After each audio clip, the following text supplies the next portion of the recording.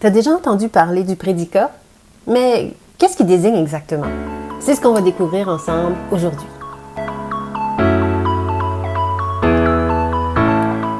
Le prédicat, qu'est-ce que c'est?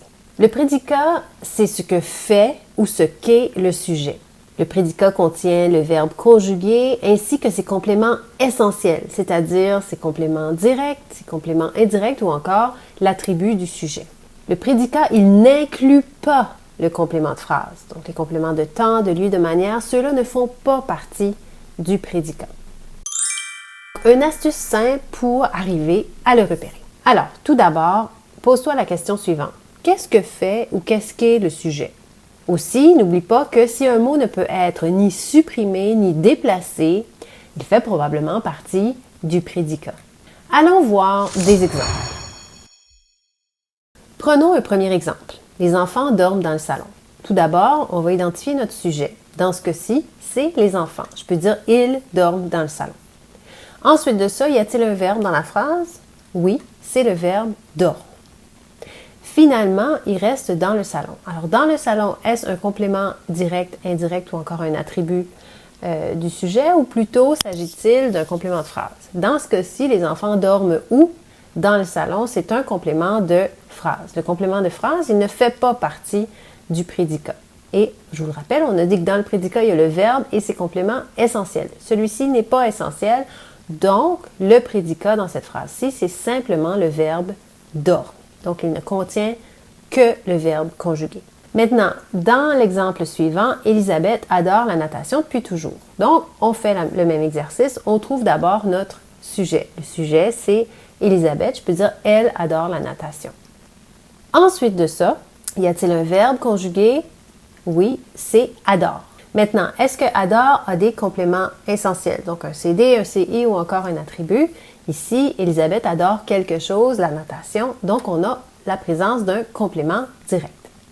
Depuis toujours, maintenant, c'est quoi? C'est un complément de phrase. Elle adore la natation depuis quand? Depuis toujours.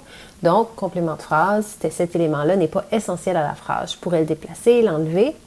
Donc, ça signifie que dans mon prédicat, dans ce cas-ci, j'ai le verbe et un complément direct. Donc, adore la natation, ça serait mon prédicat. Dans le prochain exemple, Mathieu parle à sa sœur chaque jour. D'abord, le sujet, c'est Mathieu. Il parle à sa sœur chaque jour. Le verbe, on a parle. Et avec parle, est-ce que j'ai un complément direct, indirect ou encore un attribut? Parle à quelqu'un, à sa sœur, c'est un complément indirect. Maintenant, chaque jour, c'est quoi? Alors, Mathieu parle quand? Chaque jour, c'est un complément de phrase. Ça me dit quand l'action a lieu. Donc ça ne fait pas partie du prédicat. Donc, dans le prédicat, j'ai mon verbe ici et un complément indirect, donc parle à sa sœur. On continue avec un autre exemple. Les élèves semblent attentifs durant la leçon. Donc ici, le sujet, c'est les élèves. Je peux dire « ils semblent attentifs durant la leçon ». Le verbe conjugué qui est présent dans cette phrase-là, c'est « semble ». Avec semble, est-ce que j'ai un CD, un CI ou encore un attribut du sujet? Alors ici, attentif, c'est un attribut du sujet. Et durant la leçon, c'est quoi? Il semble attentif quand? À quel moment? Durant la leçon. Donc ça, c'est un complément de phrase qui indique le temps, le moment où l'action a lieu. Donc, dans ce cas-ci, le prédicat est constitué d'un verbe et d'un attribut, donc semble attentif. Maintenant, les choses à retenir. Alors, le prédicat commence généralement par un verbe conjugué. Il comprend les éléments essentiels au verbe, c'est-à-dire le complément direct, indirect ou encore l'attribut du sujet. Enfin, il exclut les compléments de phrase. Donc, ceux-ci ne font pas partie du prédicat.